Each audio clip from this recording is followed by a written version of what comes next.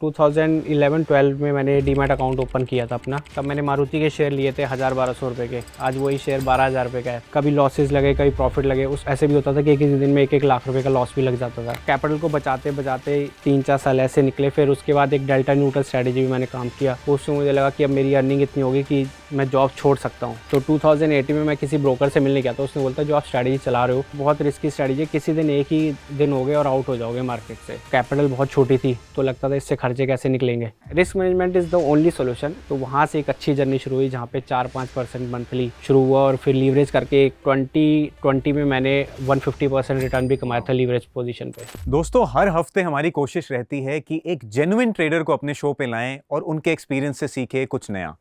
इसी कोशिश के चलते आज हम बात करेंगे सीए जसमीत सिंह से। जसमीत एक फुल टाइम ट्रेडर हैं और ये आज हमें सिखाने वाले हैं कुछ नया। जैसा कि आपको पता है, बैंक निफ्टी में वीकली ऑप्शंस बंद होने वाले हैं और अब से सिर्फ मंथली एक्सपायरीज रहेंगी। तो करेंगे क्या अब? इसी चीज का सोल्यूशन लेके आए हैं जसमीत, जो कि हमें सिखाने वाले हैं एक नई मंथली पोजिशनल ट्रेडिंग स्ट्रैटेजी के बारे में।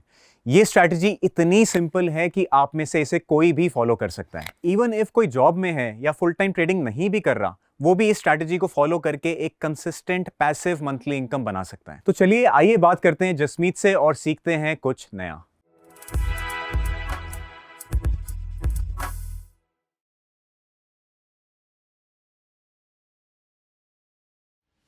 जसमीत भाई, a very warm welcome to trading की बात। या it's my pleasure Arjun, thank you. Jasmeet, आप एक फुल टाइम ट्रेडर हो, कितना समय हो गया आपको मार्केट्स में?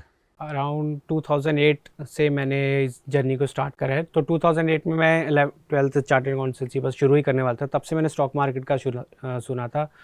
तो उसके बाद चार्टर्ड अकाउंटेंसी में एक सब्जेक्ट भी था हमारा SFM करके। तो उसमें हमारे ऑप्शंस का थोड़ा बहुत हमारे को एक आइडिया दिया था कि ऑप्शंस मार्केट क्या होता है। स्ट्रैडल्स करके सारी उसमें स्ट्रैटेजीज़ थी, बटरफ्लाइज भी थी। तो तब से इंटरेस्ट था। 2011-12 में मैंने डीमैट अकाउंट ओपन किया था अपना। तब मैंने मारुति के शेयर लिए थे 1000-1200 रुपये के। आज वही शेयर 12,000 रुपये का है। तो वो थोड़ी क्वांटिटी ली थी, कब कैपिटल नहीं थी इतनी। उसके बाद फिर चार्टर्ड अकाउंटेंसी कंप्लीट करने में लग गए। तो उसके बाद जो है हमारी जर्नी ऐसी थी कि मैं जॉब में गया, डेलॉयट में मैंने जॉब करी चार्टर्ड अकाउंटेंसी की। फिर वहाँ पे मैं ट्रेडिंग करता था, साथ साथ जॉब करता था। तो ऐसे था कि 3:30 बजे तक हम ट्रेडिंग करते थे। उसके बाद काम करते थे 9 बजे तक, 10 बजे तक ऑफिस का। तो इस तरीके से हमारा चलता रहा। मैंने काफ़ी बुक्स के बारे में पढ़ा, जैसे ऑप्शन प्राइसिंग के ऊपर थी, एक शेल्डन नेटनबर्ग की थी। और मैं जैसे गाड़ी में ट्रैवल करके जाता था तो एक ऑडियो बुक सुनता हुआ जाता था, trade in the zone, mark Douglas की। तो किसी को अगर उसके बारे में पढ़ना हो तो वो भी अच्छी बुक्स हैं ये रेफ़र करने को। तो 3-4 साल ऐसे ही चलता रहा। तो अराउंड उसमें मैंने सब कुछ किया, इंडेक्स पोजिशनल किया, स्टॉक स्ट्रैडल्स किए, इंट्राडे किया, मतलब काफ़ी कुछ डेल्टा न्यूट्रल स्ट्रैटेजीज़ करी। कभी लॉसेस लगे, कभी प्रॉफिट लगे। उस टाइम पे कैपिटल अराउंड 7-8 लाख थी। तो ऐसे भी होता था कि एक ही दिन में 1-1 लाख रुपए का लॉस भी लग जाता था। तो फिर हम 1 महीना लग जाता था उस लॉस को रिकवर करने में। तो ऐसे चलता रहा। पर इसमें मैं यही कहूँगा कि जो लोग सोचते हैं, एक परसेप्शन होता है कि हमारा एक कैपिटल तो ब्लो होगा ही होगा, तो ऐसा नहीं है। एक प्रॉपर स्टडी के साथ आप चलोगे। रिस्क मैनेजमेंट मैंने बहुत पहले ही समझ लिया था कि इसमें रिस्क मैनेजमेंट होता है। तो एक CA फाइनल में हमारे सर होते थे, एक आदित्य जैन सर। तो उन्होंने एक लाइव ट्रेडिंग करके दिखाया था हमारे को। तो उन्होंने भी एक स्टॉप लॉस का एक उस टाइम पे बताया था। उस टाइम पे हमने सुना ही नहीं था ऐसा कुछ मार्केट में। तो स्टॉप लॉस के बारे में समझा कि होता है, रिस्क मैनेजमेंट होता है। और उतनी कैपिटल भी नहीं थी कि सब कुछ उड़ा देंगे तो दोबारा मार्केट में कभी एंटर हो नहीं पाएंगे। तो उस कैपिटल को बचाते बचाते ये था कि 3-4 साल ऐसे निकले। फिर उसके बाद एक डेल्टा न्यूट्रल स्ट्रैटेजी भी मैंने काम किया। उससे मुझे लगा कि अब मेरी अर्निंग इतनी होगी कि मैं जॉब छोड़ सकता हूँ। तो वो जॉब उसके बेसिस पे छोड़ी। तो फिर मैं जॉब छोड़ दी। 2018 में फुल टाइम इसमें आ गया था। तो 2018 में मैं किसी ब्रोकर से मिलने गया था। उसने बोलता जो आप स्ट्रैटेजी चला रहे हो ये बहुत रिस्की है, मतलब इसमें आप क्वांटिटी इतनी जा रहे हो। क्योंकि हम उसमें मैं करता था 10-10, 20-20 रुपये वाले स्ट्रैंगल मार दिए। उस टाइम पे लीवरेज पोजीशंस होती थी बहुत। मतलब वो इस तरीके था। उन्होंने बोला बहुत रिस्की स्ट्रैटेजी है, किसी दिन एक ही दिन हो गए और आउट हो जाओगे मार्केट से। तो मेरे को लगा, मैं उस बात को समझा। मैंने कहा बात तो सही है। क्वांटिटी इतनी खड़ी हो जाती थी कि 5-5 हज़ार क्वांटिटी खड़ी हो जाती थी एक साइड पे। तो ऐसे फिर मैंने और रिसर्च करी। फिर स्टॉक स्ट्रैडल्स पे सिस्टम बनाए। स्टॉक स्ट्रैडल्स पे मतलब ऐसा था कि 2-2.5% मंथली निकल आता था। पर कैपिटल बहुत छोटी थी तो लगता था इससे खर्चे कैसे निकलेंगे। तो फिर धीरे धीरे रिसर्च करके 2019 स्टार्टिंग में जाके क्वांट्स ट्रेडिंग का, तब क्वांट्स ट्रेडिंग किसी ने सुना भी नहीं था।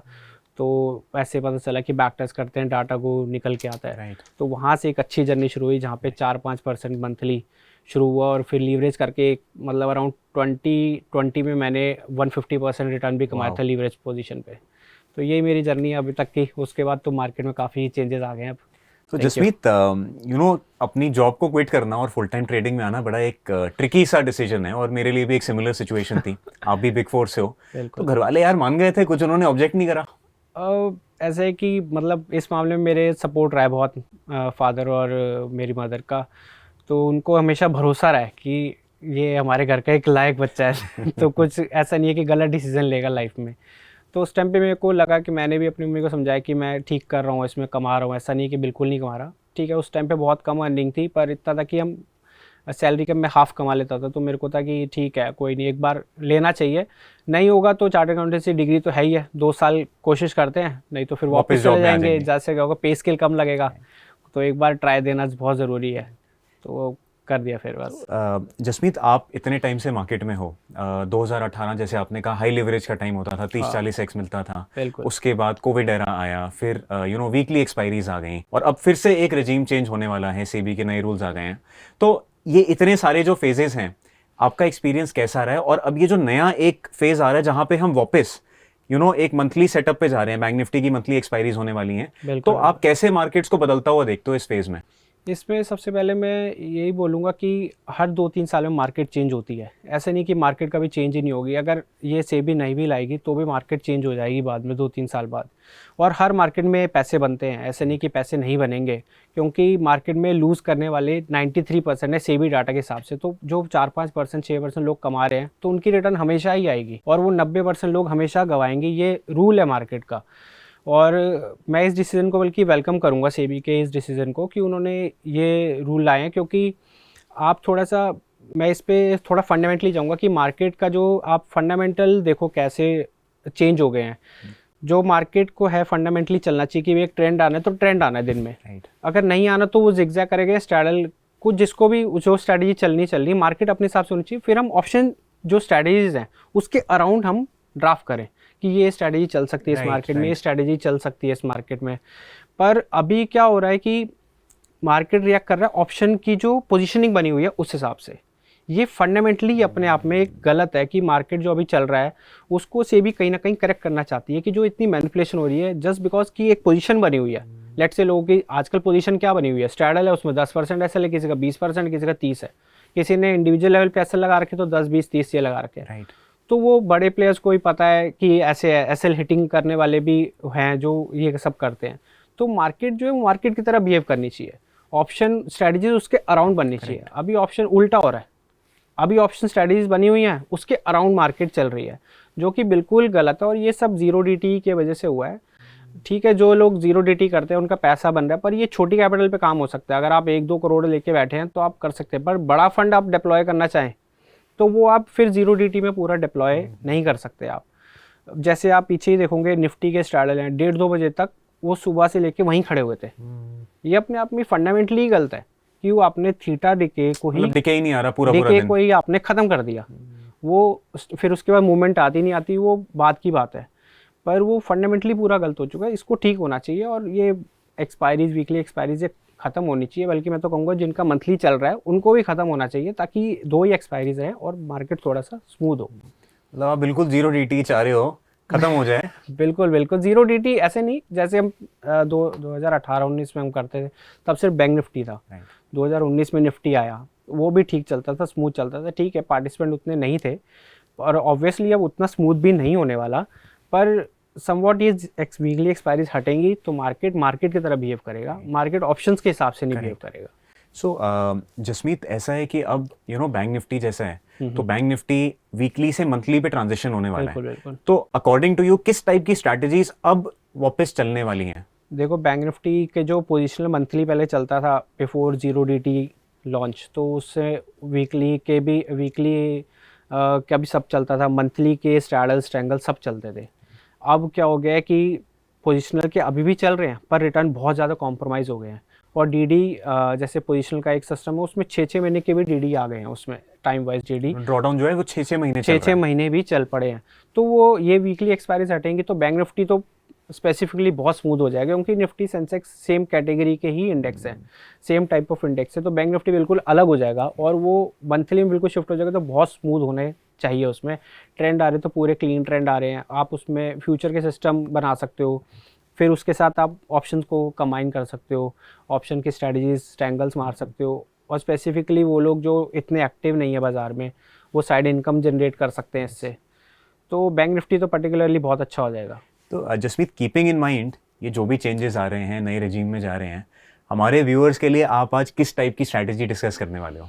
इसमें मैं स्ट्रैंगल डिस्कस करूंगा उन्हीं लोगों के लिए जो उतने एक्टिव नहीं है, पर चाहते हैं कि 1.5% के अराउंड मंथली हमारा बन जाए। बेसिकली कोई भी फॉलो कर सकता है, थोड़ा पैसिव टाइप की स्ट्रैटेजी है। बहुत सिंपल है। हम थोड़ा सा डिफिकल्ट वाले भी बाद में डिस्कस कर लेंगे, पर उसमें मैनेजमेंट बहुत फास्ट है। तो मैं चाहता हूँ वो ऐसी स्ट्रैटेजी उसमें मैनेजमेंट इतनी ज़्यादा ना हो। सिंपल से शुरू करते हैं और थोड़ा एडवांस लेवल पे जाते हैं। बिल्कुल।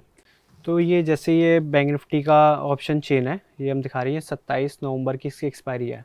अब इसमें हमारा वीकली इसमें ख़त्म हो रहा है। तो अभी आप देखोगे कि ATM जो चल रहा है वो 51-100 के पास चल रहा है। ठीक है। तो हम इसमें क्या करेंगे, नॉर्मल हमने स्ट्रैंगल मारना है। तो स्ट्रैंगल में हमारे पास इसमें ना मंथली में रेंज बड़ी मिल जाती है हमारे को, मतलब बहुत दूर जा सकते हो आप ATM से। आप OTM पे चले जाओगे, आपका मार्जिन भी कम लगेगा। ठीक है। तो आप आराम से इसमें जैसे ये 47,000 की पुट मार दो, 130 रुपए की चल रही है अभी। बिल्कुल 47,000 की आपको 4,000 पॉइंट की मिल गई आपको। ठीक है, 4,000 पॉइंट दूर हमने पुट सेलेक्ट कर ली, पुट सेट मार दी, आपको सर्किट में भी कम लॉस लगेगा। आप 47,000 की पुट मारो और इतनी ही रेंज आपको ऊपर मिल जाएगी, अराउंड 4,000 पॉइंट। इसमें कुछ नहीं करना है आपको। 47,000 रुपए की जैसी आपने शॉर्ट मारी, और अप्रॉक्सीमेट ले लेता हूँ कि वहाँ जस्ट अ क्वेश्चन कि हम 47,000 क्यों सिलेक्ट कर रहे हैं यहाँ पे? ये प्राइस वाइज है बेसिकली। आप 150 के अराउंड आप मार सकते हो। अच्छा, जो भी 150 रुपए के आसपास का ऑप्शन है वो ले लिया आपने। आप निफ्टी में आधा कर लो इसका, तो निफ्टी में आप 75 के अराउंड मार सकते हो। ठीक है। बैंक निफ्टी में आप 150 के अराउंड मार सकते हो। तो 47,000 रुपए का आपको यहाँ पे मिल जाएगा। 47 या 47,500 की मार लोगे आप। और यहाँ पे जो है 51-100 से हम ऊपर कॉल की तरफ आए तो ये आपको मिल रहा है, ये आप मार लो। ये आप किसी यहाँ पे मार लो, देखो 53,700 मार सकते हो। 127। हाँ, 127 130 ले लिया। और बिल्कुल, और जैसे मार्जिन जो है हमारा अराउंड जो लगता है वो लगता है 1 लाख रुपए का बैंक निफ्टी में। तो ये मंथली में OTM में चले जाओगे तो ऑटोमेटिकली 20% कम हो जाएगा। अच्छा, तो ये भी एक और बेनिफिट निफ्टी है। में 75,000 जैसे वीकली में लगता है तो 50,000 हो जाता है सीधा। ओके। OTM पे चले गए ना, तो हमारा मार्जिन भी कम हो जाता है। तो ये एक एडिशनल बेनिफिट है मंथली में जाने का। तो जैसे हम OTM में गए, हमारा कोई फ़ायदा हो गया और हमने पॉइंट्स अप्रॉक्स 300 कलेक्ट कर लिए। तो इसमें जैसे ये हमारा जो जैसे 150 रुपये वाला है, तो जैसे ही वो 220-230 का होता है, अराउंड 40-50% इंक्रीज होता है, वैसे ही हम इसको डेल्टा न्यूट्रल कर देंगे। एक साइड पे जैसे ही वो 150 वाला 250 गया, तो हम इसको भी उठा के 250 पे कर देंगे। अच्छा, तो आपने मतलब 50% कोई भी एक साइड बढ़ जाए तो आप दूसरी वाली को मैनेज कर लो। ठीक और है। इसको बराबर कर लेंगे। और जो इसका स्टॉप लॉस होगा वो अराउंड जो होगा वो 50 पॉइंट्स का होगा। जैसे ही आप लॉस हो जाता है 50 पॉइंट्स का, आपने 4-5 बार हो सकता है मैनेज करा, तो जैसे ही आपका 50 पॉइंट्स के आसपास का लॉस होता है, वो आपने इस पोजीशन को काट देना पूरी तरीके से मंथली में। तो आपकी रिटर्न इसमें 1.5% से 2% आप एक्सपेक्ट कर सकते हैं कि आपका मंथली बन जाएगा। और ये उनके लिए जिसमें मैनेजमेंट फास्ट नहीं है। आपको हो सकता है मैनेजमेंट आए ना पूरे महीने, हो सकता है कि आपको 1-2 बार मैनेजमेंट आए और हफ्ते बाद। अब जैसे ये पीछे फॉल आया 1000 पॉइंट का, तो मेरे 5-6 दिन पहले से ये स्ट्रैंगल पड़े थे। ठीक है। तो मेरे को लॉस नहीं लगा। मैंने देखते हुए कि बाजार बहुत ज़्यादा गिर रहा है, मैंने अभी फ़िलहाल के लिए पोजीशन बिल्कुल एडजस्ट कर ली। मैंने दोबारा से उसको 120 रुपये पे ले आया। रात दिन मैं 250 पे लेके जाता, रेंज मेरी नैरो होती। अभी मेरे पास पूरा महीना पड़ा है, तो मैंने उसको शिफ्ट करके दोबारा से ही 125-150 रुपये के स्ट्रैंगल मार दिए। मेरे को उतने ही साइज दोबारा से मिल गया। तो इस तरीके की आप स्ट्रेटेजी कर सकते हो। सेम आप निफ्टी में कर सकते हो। निफ्टी में एक बेनिफिट अभी ये हो जाएगा कि आपको वीकली हेज मिल जाता है। Just to cut, bank Nifty का जो हमारा फ्यूचर चल रहा है नवंबर का, वो चल रहा है 51-100 पे। ठीक है। अब 47,000 रुपये की हम पुट मार देंगे। ठीक है। जो अप्रॉक्सीमेट 132 की चल रही है। ठीक है। और हमारी जो ऊपर जो है 53,900 लेते हैं, 54,000 लेते हैं सी, जो 120 के अराउंड चल रही होगी। ठीक है। अब इसका टोटल हमने 250 प्रीमियम ले लिया, 250 ले लिया। ठीक है। ये हमारा जो अप्रॉक्सीमेट जो रिटर्न आता है इसका, वो आता है 3.3% के अप्रॉक्स ऑन मार्जिन। ओके, ये आपने कैसे निकाला 3.3%? Lot size divide by margin जो हमारा लगता है वो अप्रॉक्सीमेट 75K लगता है मंथली में। ओके। OTM पे चले गए हम ठीक तो है। हमारा मार्जिन कम हो जाता है। ठीक है। तो इसमें वैसे 3.3 रिटर्न होता है मार्जिन पे, पर हम पूरा कलेक्ट तो नहीं हो पाता है, तो स्टॉप लॉस भी लगेंगे Right, किसी right, महीने right. में, किसी में कुछ भी लगेगा। तो हमारा जो टारगेट रहेगा 1.5% टू 2% रहेगा। अब इसमें हमारे को कैसे करना है, क्योंकि मूवमेंट जब आएगी तो आपको कैसे करना है कि जब इसका 50% इंक्रीज हो जाएगा तो आपको इसको शिफ्ट कर देना है, बराबर कर देना है। तो यानी कि ये 130 वाली चीज़ जब 60 से 70 रुपए, 65 रुपए लेट से 200 रुपए की हो जाती है ये, ठीक है, तो आप इसको 200 रुपए पे बराबर ले आओगे। तो मतलब 54,000 वाली जो स्ट्राइक है उसको उसको रोल shift करके करेंगे। आप नीचे ले आओगे, बिल्कुल। जहां पे भी 200 रुपए प्रीमियम है इसको एग्जिट करके वो डाल बिल्कुल दोगे। बिल्कुल। और जैसे ही ये हो सकता है ये वापस इधर की तरफ मूवमेंट आए, 200 वाली हो सकता है ये 200 300 रुपए की हो जाए, तो इसको भी आप 300 रुपए की बराबर ले आओगे। ऐसे आपको मैनेजमेंट करनी है। ठीक है। ये हार्डली 3-4 बार मैनेजमेंट होती है मंथली में। और इसका जो स्टॉप लॉस होगा वो होगा अराउंड जो होगा हमारा 50 पॉइंट्स का। जैसे ही हमारा 50 पॉइंट्स का लॉस आता है हम एग्जिट कर देंगे पोजीशन में से। तो अभी मैंने जैसे 4-5 दिन पहले ही डाली थी ये पोजीशन, तो अभी आपने देखा होगा लास्ट फ्राइडे को ही 1000 पॉइंट का फॉल आया बैंक निफ्टी में। तो मेरा जो बैंक निफ्टी है वो ओवरऑल प्लस ही बंद हुआ है। मैंने पूरी पोजीशन को क्लोज करके एक नया स्ट्रैंगल मार दिया 100 रुपये वाला। तो इस तरीके से आप ये एक तरीके से पैसिव इनकम जनरेट कर सकते हो कि आपको 1-1.5% 2% कमाना है, तो आपका यही पर्पस होना चाहिए कि साइड में एक इनकम बन रही है। आप जॉब के साथ भी कर सकते हो, आप ये कोई बिजनेस करते हुए भी कर सकते हो। आपको एक्टिव नहीं रहना बहुत ज़्यादा। हो सकता है आपकी मैनेजमेंट आए ना, इसमें बहुत बार होगा साल में, हो सकता है 6-7 बार ऐसे होगा कि आपकी मैनेजमेंट ही नहीं आएगी। दोनों ऑप्शन जीरो हो जाएं। बिल्कुल। और अगर आपको हेज लेना है कि भाई ये रिस्की है नेगेटिव, वैसे तो आप जिस लेवल पे खड़े हो 51-100 पे आप 5% भी गैप डाउन होगा तो बहुत बड़ा लॉस नहीं होगा। सर्किट पे भी जो है वो कम ही लॉस होगा, थोड़ा सा ही इन द मनी जाएगा। और अगर आपको तब भी डर लगता है तो आप निफ्टी में कर सकते हैं। निफ्टी में आपको वीकली जो है वो 0.5 रुपीज़ में मिल जाता है, 50 पैसे में आपको ये हेज मिल जाती है। आप सेम स्ट्राइक की, जैसे लेट से 47,000 के, तो 47,000 की ही आपको 50 पैसे में आपको हेज मिल जाएगी। तो इसमें जैसे आपने कहा कि 50 पॉइंट्स का लॉस हो तो इस स्ट्रैटेजी को क्लोज कर दो आप। बिल्कुल। तो जैसे कोई ऑप्शन अगर 200 से 300 रुपए होता है तो क्या ये 50 पॉइंट का लॉस कंबाइंड पोजीशन पे दिख जाता है? इतनी जल्दी नहीं दिखेगा, 3-4 मैनेजमेंट होगी तो ही, क्योंकि डिपेंड करता है कि 2-3 दिन क्या वहीं रुक गया बाजार, आपको क्या थीटा का बेनिफिट मिल गया है। अगर तो डालती पोजीशन मूवमेंट अगर आ गई तो हो सकता है कि 2 मैनेजमेंट में भी आपको ये लॉस लग जाए। पर अगर आपको 3-4 दिन 5 दिन भी अगर आपके हिसाब से बाजार रुक गया, तो जैसे मैंने बताया कि प्लस बंद हुआ मेरा ये जो मैंने स्ट्रैंगल मारा था, तो हो सकता है कि आपका मैनेजमेंट जब आप कर रहे हो तो प्लस में ही हो, ये भी पॉसिबिलिटी है। हो सकता है कि नियर टू एक्सपायरी में जाकर मैनेजमेंट आए तब आपके ओवरऑल प्रॉफिट में ही बंद हो। अगर आपको इसमें थोड़ा सा डिस्क्रिप्शन पार्ट लगाना है तो आप सपोर्ट रेजिस्टेंस का भी यूज़ कर सकते हो। जैसे 24,000 पे बाजार खड़ा था लास्ट वीक, तो आप मैनेजमेंट ना करो, आप वेट कर सकते हो कि 23,800 पे आ जाए, क्योंकि आपको रेंज है। आप 100-200 पॉइंट निफ्टी के लिए और रेंज वेट कर सकते हो, तो आप उस केस में और थोड़ी सी आपकी एफिशिएंसी बढ़ जाती है, आपकी रिटर्न बढ़ सकती है। ओके। सो जसमीत, जैसे ये आपने बैंक निफ्टी पे करा, तो क्या यही सेम चीज़ निफ्टी पे भी एप्लीकेबल है? मतलब मेथड यही रहता है? मेथड यही रहता है, वहाँ पे वही है। जैसे इसमें आपको प्राइस आपने ये 150 के अराउंड अप्रॉक्स ढूंढा है, वहाँ पे आप थोड़ा सा हाफ कर लो। स्टॉप लॉस 50 पॉइंट है, वहाँ 25-30 पॉइंट रख लो। तो मेथड सेम ही है, थोड़ा सा बल्कि रिटर्न कम हो जाता है निफ्टी में। बैंक निफ्टी थोड़ा सा बेटर रिटर्न देता है, आपको रेंज थोड़ी सी ज़्यादा मिल जाती है एज कम्पेयर टू निफ्टी में। Okay. And Jasmeet, let's say ये मंथली स्ट्रैटेजी है, तो बेस्ट टाइम फॉर एंट्री इस पोजीशन को इनिशिएट करने का सबसे अच्छा जो टाइम होता है वो आपके अकॉर्डिंग क्या है? जैसे आप मंथ शुरू होता है आपका, जैसे एक्सपायरी खत्म हुई है, आप उसके 1-2 दिन बाद कर सकते हो। अच्छा, इसको इनिशिएट कर सकते हो, और with the end of weekly expiry हो सकता है बैंक निफ्टी अब और स्मूथ हो जाए और आपको और अच्छे रिटर्न्स इसमें देखने को मिले। तो ये चांसेस हैं कि ये थोड़ा सा और स्मूथ हो जाएगा। और जैसे आजकल जैसे सेंसेक्स अभी उठा था 1500 पॉइंट ऊपर घूमता है, फिर नीचे आता है, फिर 1800 पॉइंट ऊपर हो जाता है, उस केस में मैनेजमेंट आपकी बहुत फास्ट हो जाएगी। तो वीकली एक्सपायरी का जो चक्कर था वो खत्म हो जाएगा, और आप बैंक निफ्टी मंथली करेंगे तो आपको हो सकता है ये बहुत स्मूथ आपको रिटर्न देना शुरू कर दे। ठीक है। एंड क्या इसमें आप कोई टारगेट्स भी रखते हो?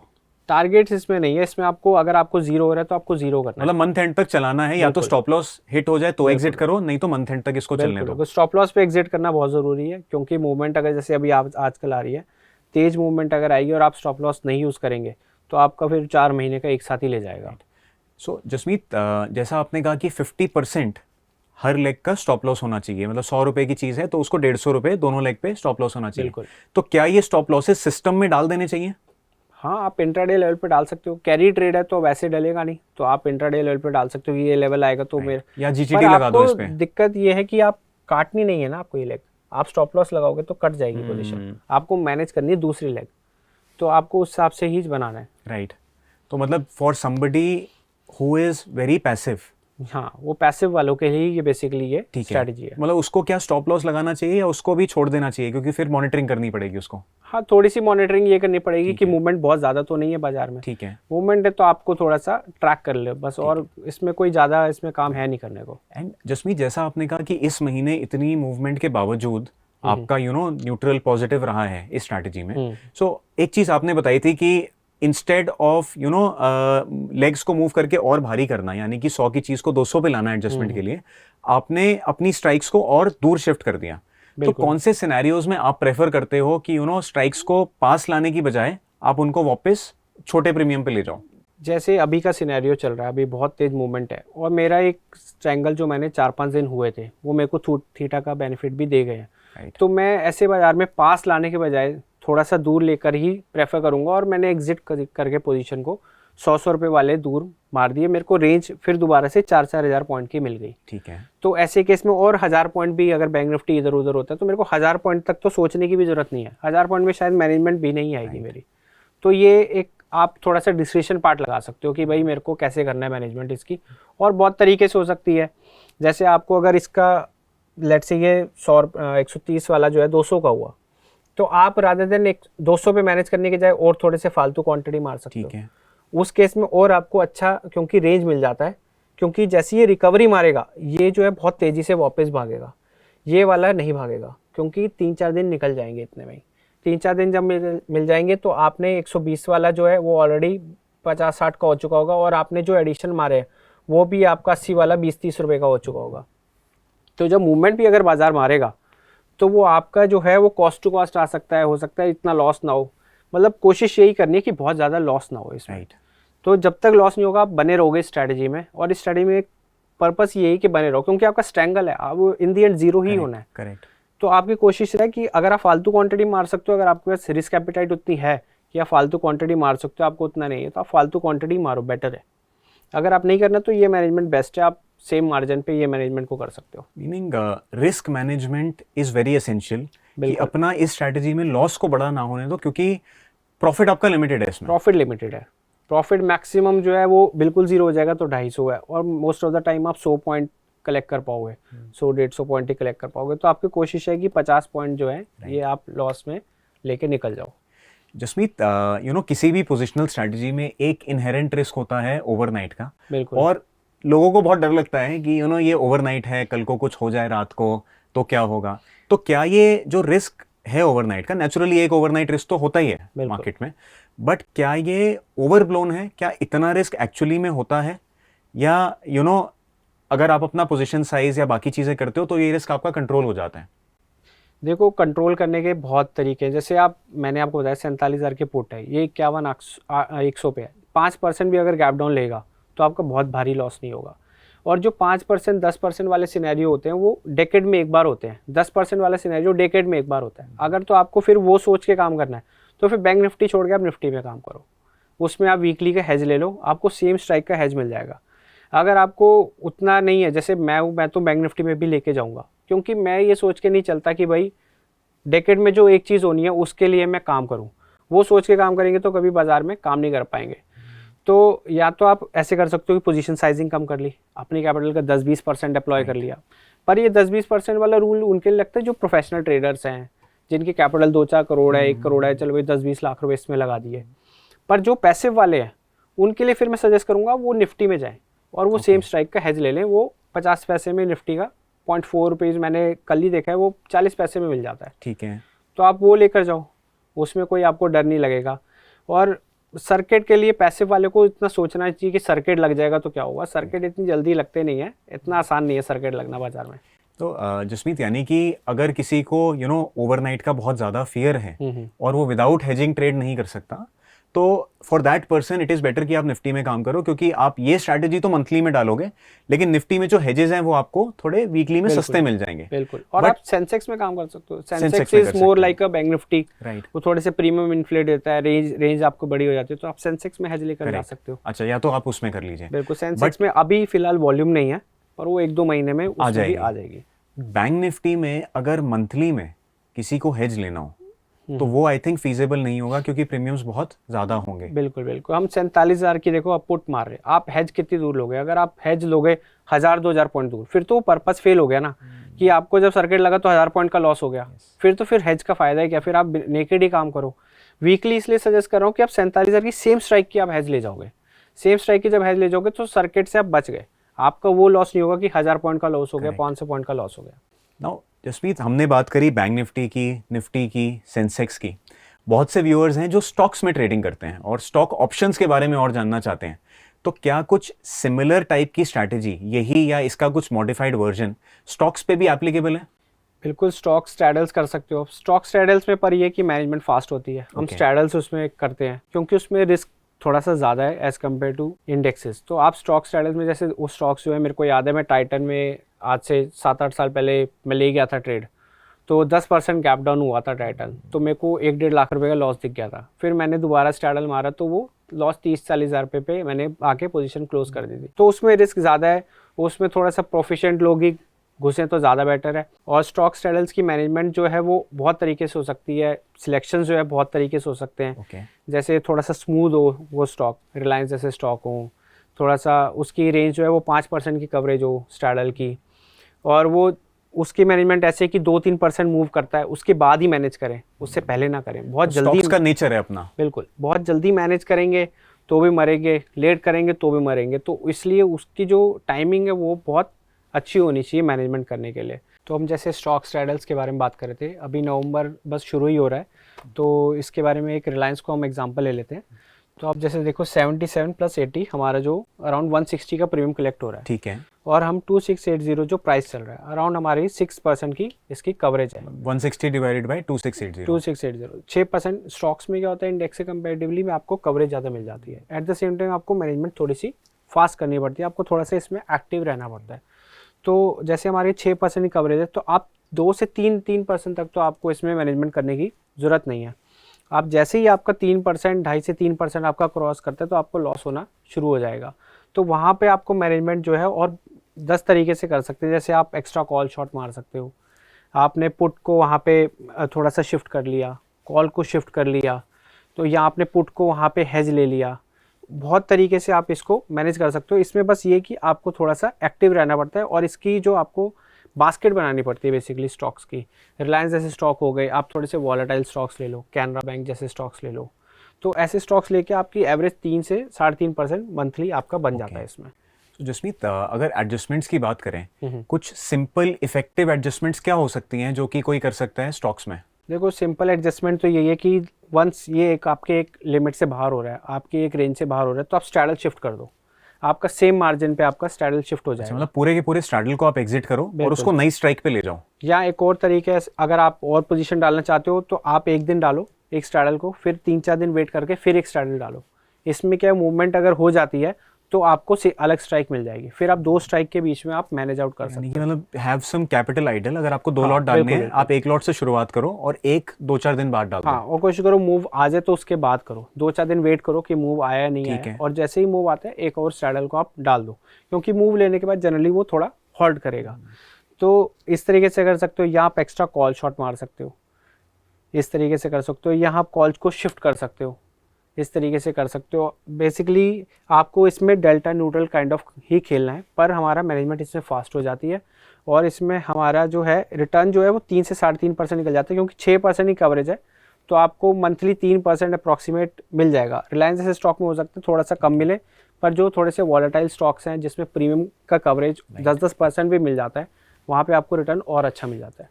सो जसमीत, मतलब द होल एम इज कि आप मार्केट के साथ चलो। बिल्कुल, कि अपना आपको जो इनिशियल 6% की एक रेंज मिली है, पहले तो रिलायंस को उससे बाहर तो जाने नहीं देना है कभी, और इवन 6% में आप कह रहे हो कि 3% के आसपास मूव आ जाए, तो या तो स्ट्रैडल को मूव कर दो, या अपनी पुट साइड को ऊपर ले जाओ, यानी कि थोड़ा और प्रीमियम कलेक्ट कर लो, या आप एक और स्ट्रैडल उस टाइम पे डाल दो तो आपकी रेंज वहां पे बढ़ जाएगी। बेस्ट यही होता है कि आप थोड़ा सा एक एक करके आप डालो। बेस्ट यही होता है कि आप थोड़ा सा अपनी कैपिटल को आइडल रखो और एक स्ट्रैडल डाल दिया, फिर 2 स्ट्रैडल डाल दो, जितनी आपकी बड़ी कैपिटल है उस हिसाब से आप इसको मैनेज आउट कर सकते हो। नाउ जसमीत, अब ये स्टॉक्स में इंडेक्स तो 2-4 ही हैं, मेजरली 3 इंडेक्स हो जाएंगे अब।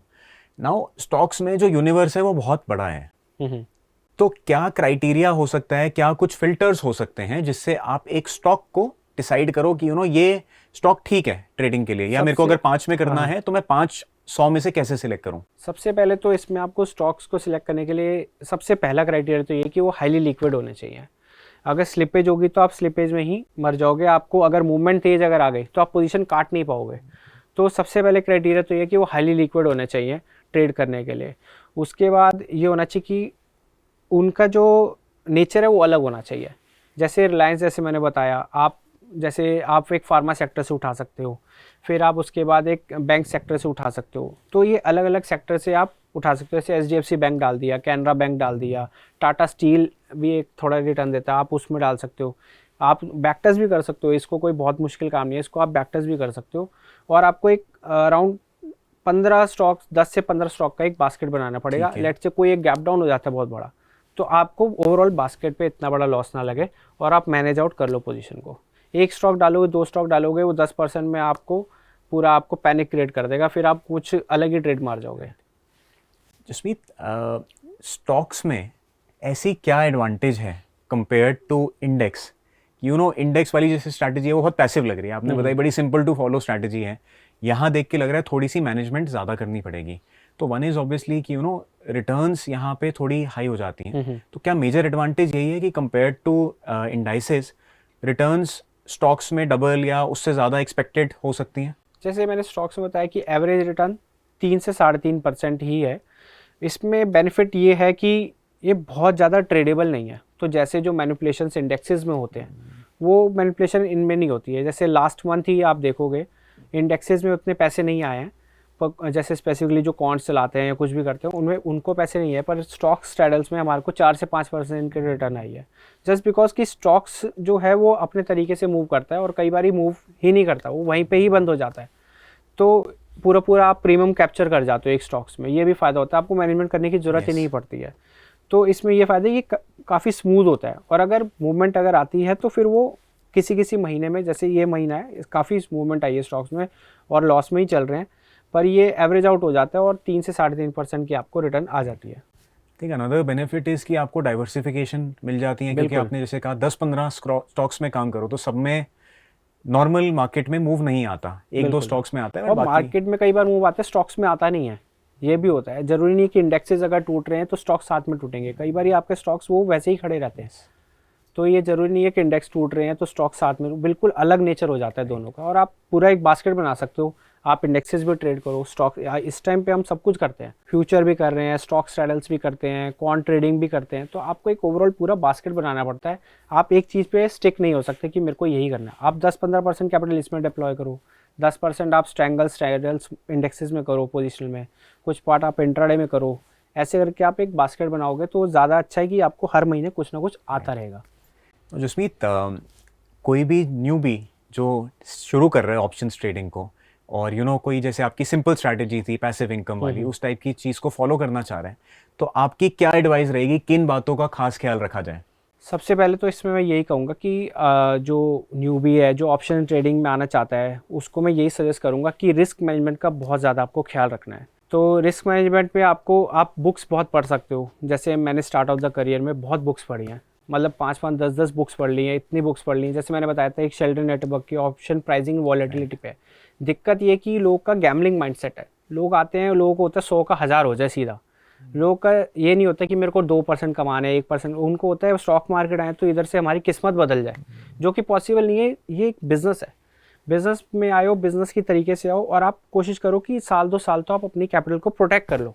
अगर आप साल 2 साल अपने कैपिटल को प्रोटेक्ट कर लोगे, चाहे आप 5 लाख से हो, 10 लाख से हो, वो मैटर नहीं करता। आप अगर अपने पैसे को बचा लोगे ना साल 2 साल, तो आप डेफिनेटली इस करियर में आप कुछ ना कुछ कर जाओगे, आप स्टॉक मार्केट में पक्का अपना कुछ कर जाओगे।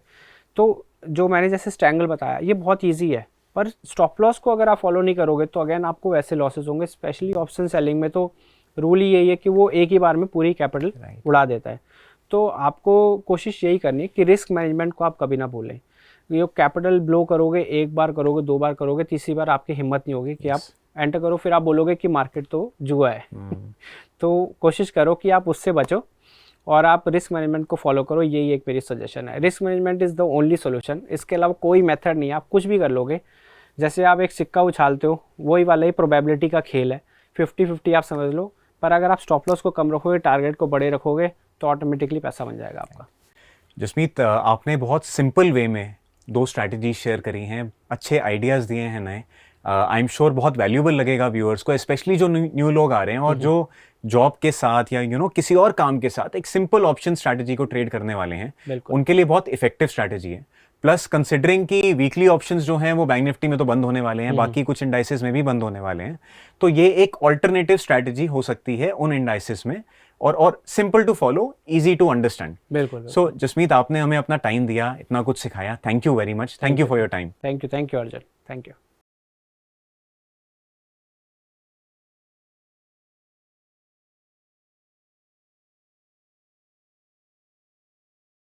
Investment in securities market are subject to market risks. Read all the related documents carefully before investing. Please read the risk disclosure documents carefully before investing in equity shares, derivatives, mutual fund, and or other instruments traded on the stock exchanges.